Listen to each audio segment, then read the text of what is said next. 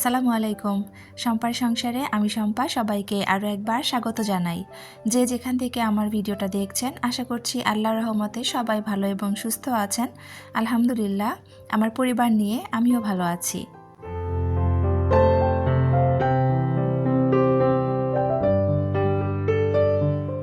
সকালে নাস্তা শেষ করে ঘর গোছানোর জন্য চলে এসেছি, তো ভিডিওটা তখন থেকে শুরু করেছিলাম। তো আমার হচ্ছে ওয়ারড্রপের যে উপরের ড্রয়ারটা আছে, আমি সেখানে সবসময় আমার রাফ ইউজের যে কাপড়গুলো আছে সেগুলো আমি রাখি আর কি। রেগুলার ইউজের কাপড় যেগুলো থাকে, আমার ছেলের কাপড় আর আমার কাপড় সবসময় ওখানেই রাখি। তো কাপড়গুলো বেশ কয়েকদিন ধরে এত এলোমেলো হয়ে আছে, মানে যখন যেটা প্রয়োজন সেখান থেকে নিচ্ছি। আর অনেক সময় দেখা যায় ছোট বাচ্চার কাপড় তো অনেক বেশি খোঁজাখুঁজি করতে হয়, এক জায়গায় রাখছি আরেক জায়গায় মানে চলে যাচ্ছে নাড়াচাড়া করতে করতে। তো এলোমেলো অবস্থা ছিল, গোছাবো করে করেও হচ্ছিল না। তো আজকে ভাবলাম যে সকালবেলা আগে এই কাজটাই সেরে নিব, তারপর অন্য কাজে যাব। তো সকালে উঠে আসলে চা নাস্তা সব কিছু করে তারপরে আমি বিছানা টিছানা সব কিছু গুছিয়ে নিয়েছি। আর এখন হচ্ছে এই কাপড়গুলো সুন্দর করে গুছিয়ে নিব।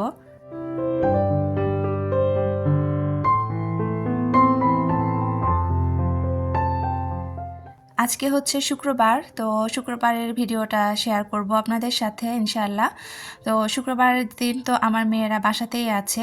তো দেখা যায় যে শুক্রবারের দিন কিন্তু একটু অনেক সময় কিন্তু দেরি হয়ে যায় ঘুম থেকে উঠতে।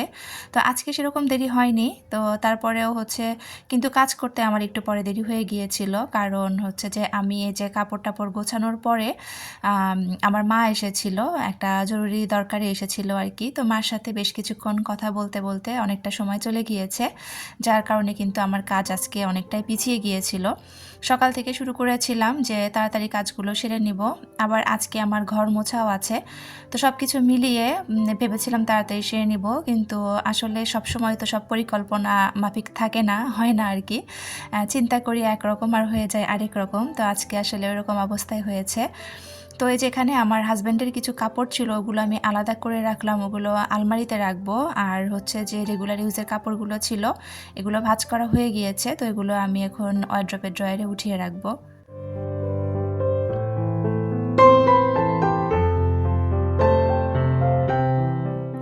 কয়েকদিন ধরে আমি একটু ব্যস্ততার মধ্যে সময় পার করছি, যার কারণে দেখা যাচ্ছে যে আমার ভিডিও এডিট করা প্লাস ভয়েস দেওয়া, তারপরে ভিডিও আপলোড দেওয়া, সব কিছু মিলিয়ে একটু টাইমটা হয়তো আমি ঠিক রাখতে পারছি না। দেখা যাচ্ছে যে ভিডিও হয়তো আমার 7টার সময় দেওয়ার কথা, কিন্তু অনেক সময় এদিক সেদিক হয়ে যাচ্ছে। আবার নেটওয়ার্কের খুবই বাজে অবস্থা, কয়েকদিন ধরে নেটওয়ার্ক এত বেশি ডিস্টার্ব করছে যে আমি হচ্ছে ভিডিও আপলোড দিতে গেলে অনেকটা টাইম লেগে যাচ্ছে। তো দেখা যাক নেটওয়ার্কের সমস্যা কয়দিন আর এরকমভাবে চলে। তো যাই হোক, এই যে আলমারিতে আমার হাজব্যান্ডের কাপড়গুলো তুলে রেখেছি, আর এই যে ওয়ারড্রপের উপরটা আমি এখন গুছিয়ে নিয়ে ওয়ারড্রপটা একটু মুছে নিব। তো ওয়ারড্রপ আসলে পুরোটা মোছা আপনাদের সাথে আর শেয়ার করলাম না। ওই যে ড্রেসিং টেবিলের উপরে আমার যে জিনিসগুলো ছিল সেগুলো কিন্তু আবার এনে আমাকে ওয়ারড্রপের উপর রাখতে হয়েছে।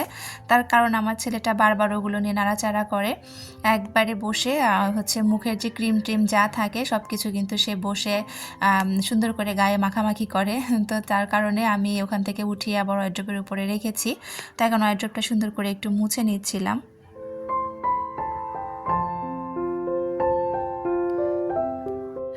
আজকে যেহেতু আমার মেয়েরা বাসাতেই ছিল, তো আজকে কিন্তু আমার মেয়েরা আমার কাজে অনেকটা হেল্প করে দিয়েছে। ওরা ওদের ঘরের সব কিছু পরিষ্কার করছিল। আমি হচ্ছে ডিপ ক্লিন এমনিতেই করতে চেয়েছিলাম ঘরগুলো, তো ওরা দেখলাম নিজেরাই করা শুরু করে দিয়েছে। ওদের রুমের যে খাটের নিচটা আছে অসম্ভব বেশি ময়লা হয়েছিল। আসলে প্রতিদিন ঝাড়ু দেওয়ার সময় ঝাড়ুটা যতটুকু পর্যন্ত যায় অতটুকু পর্যন্ত কিন্তু আমি ঝাড়ু দেই, কিন্তু আমার ছেলে আছে যেহেতু ছোট মানুষ, ও কি করে যত জিনিসপত্র যা আছে সব কিছু যেয়ে কিন্তু ওই খাটের যে চিপার মধ্যে সব কিছু ও ফেলে দেয়। একদম বিস্কিট চিপসের প্যাকেট থেকে শুরু করে ওর অনেক খেলনা ছিল, তারপরে কাগজগুলো ছিঁড়ে ছিঁড়ে সব কিছু ও খাটের নিচ দিয়ে ফেলে রেখেছিল। আর তাছাড়া ধুলাবালু তো আছেই, এত ধুলা যে কোথায় থেকে আসে আমি জানি না। তো সব কিছু মিলিয়ে আসলে খাটের নিচটা খুব বাজে অবস্থা হয়েছিল, তো সেটা হচ্ছে আমি পরিষ্কার করতে চেয়েছিলাম। তো আমার কাজের তাড়া দেখে আমার মেয়েরা কিন্তু ওদের রুমটা সুন্দরভাবে পরিষ্কার করে নিয়েছে। আর এদিকে আমি মেশিনে কিছু কাপড় দিয়ে দিয়েছিলাম, তো কাপড়গুলো এখন আমি ছাদে যেয়ে মেলে দিয়ে আসবো। তো এই যে ছাদে যাওয়ার আগে কিন্তু আমার মা এসেছিল আর কি, তো মার সাথে বেশ কিছুক্ষণ কথা টথা বলতে বলতে অনেকটা সময় দেরি হয়ে গিয়েছে। যখন আমি কাপড় মেলতে ছাদে যাই তখন অলরেডি 12টা বেজে গিয়েছে। আর যেহেতু শুক্রবার আরও একটু তাড়াহুড়ো করছিলাম কাজকর্ম সব কিছু গুছিয়ে নেওয়ার, কিন্তু সেটাই অনেকটা পিছিয়ে গিয়েছি আর কি। তো এই যে এখন সবগুলো কাপড় বের করে নিয়েছি, আমি ছাদে চলে যাব।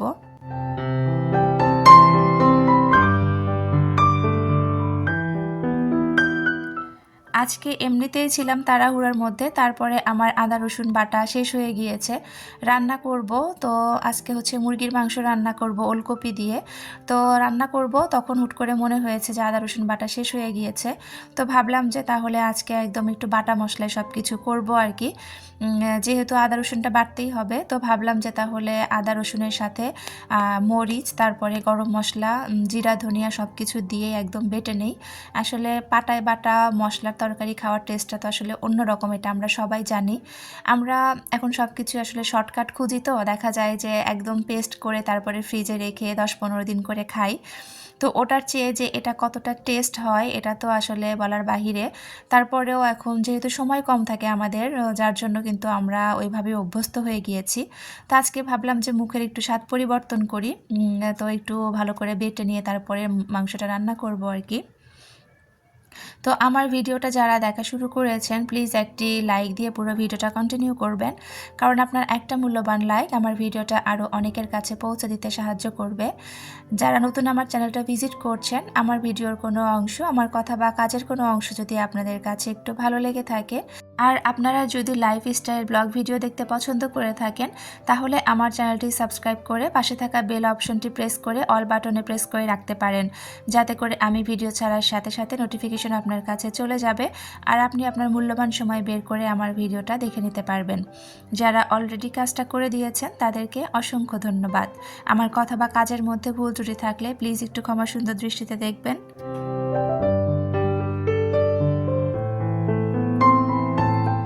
তো আপনাদের সাথে কথা বলতে বলতে এদিকে কিন্তু আমার মশলা বাটাটা মোটামুটি হয়ে গিয়েছে। এখন আমি সুন্দর করে মশলাটা একটা বাটিতে উঠিয়ে নিব। আর যেহেতু মুরগির মাংসটা ওলকপি দিয়ে রান্না করব, ওলকপিটা কিন্তু আমি একটু ভাপ দিয়ে রেখে দিয়েছিলাম। তো যাই হোক, এখন হচ্ছে যে মাংসটা রান্না আমি শুরু করব। তো কড়াইয়ে হচ্ছে তেল দিয়ে দিয়েছি, তারপর যথারীতি জিরা দিয়ে দিব তেলের মধ্যে। মানে তেলটা একটু গরম হওয়ার পরে জিরাটা দিয়ে দিব আর কি। তারপরে জিরাটা সুন্দর একটু ভাজা ভাজা হলে বা একটু ফুটে উঠলে তার মধ্যে পেঁয়াজ কুচি দিয়ে দিব, দিয়ে পেঁয়াজগুলো সুন্দরভাবে নাড়াচাড়া করব আর কি, লাল লাল হওয়া পর্যন্ত।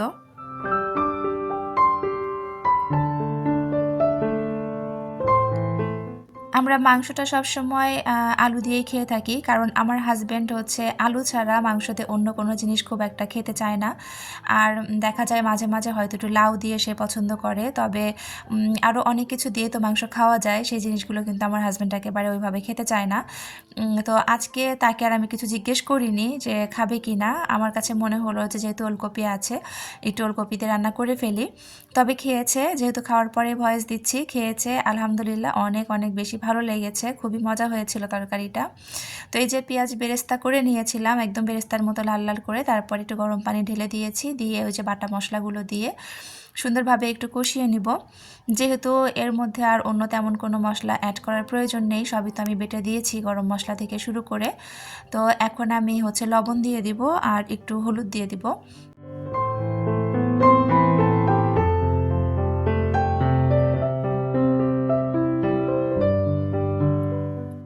তো হলুদ আর লবণটা দেওয়ার পরে আমি সুন্দরভাবে মশলাটাকে বেশ কিছুক্ষণ ধরে কষিয়ে নিব, যাতে মশলার কাঁচা গন্ধটা চলে যায়। এত পর্যন্ত কষিয়ে নিয়ে আর যে আবার একটু গরম পানি দিয়ে দিয়েছি, গরম পানি দিয়ে আবার একটু কষিয়ে তারপরে ঢেকে দিব আর কি।